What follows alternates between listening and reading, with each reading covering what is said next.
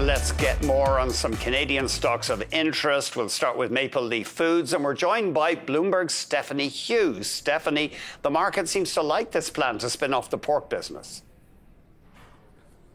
Yeah, that's right, Andy. I'll say those shares were up as much as 6.6% today. That was the largest intraday gain since last August, and it put it firmly on top of the TSX best performers list. So like you mentioned going into the break, Maple Leaf said it plans to spin off its pork division into a new independent company, which is a pivot towards expanding its growth opportunities and a plan to steer away from the volatile commodities market. So this new company, which has yet to be named, will still supply some market-priced meat products to Maple Leaf, and Maple Leaf will hold a nearly 20% stake in this new company. So Maple Leaf has also been an interesting story lately. Last week, a National Bank analyst said that he still sees some meaningful turnaround potential for the company, even though the EBITDA margin has been challenged by a strained pork market. But he noted that the market is improving.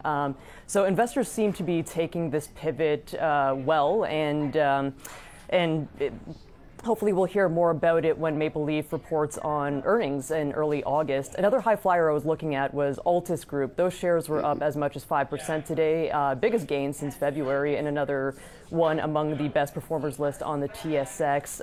Altus sold its property tax services business to another tax firm called Ryan for about $700 million in cash.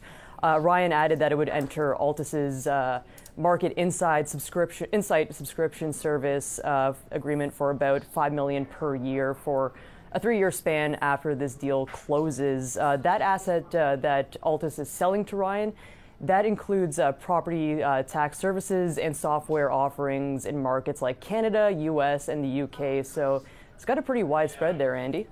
It's interesting that the stock has, maybe we could put up a 1-year chart for the stock, actually, because I'm curious to see how it's done over a longer period. Not bad for a company associated with the real estate industry. You'd think there'd be a cloud over it. Yeah, you would think so, especially if you're looking at the commercial real estate sector, or and just given the high rate environment, that seems like it would be a drag on companies like this. But Altus seems to have has been kind of anticipating this and planning around it, and these prospects for rate cuts on both sides of the border there, Andy, might be contributing to this lift that you're seeing there. Yeah, they provide asset intelligence on commercial real estate, and they got a whole platform of services. Thank you very much indeed, Stephanie. Stephanie Hughes of Bloomberg.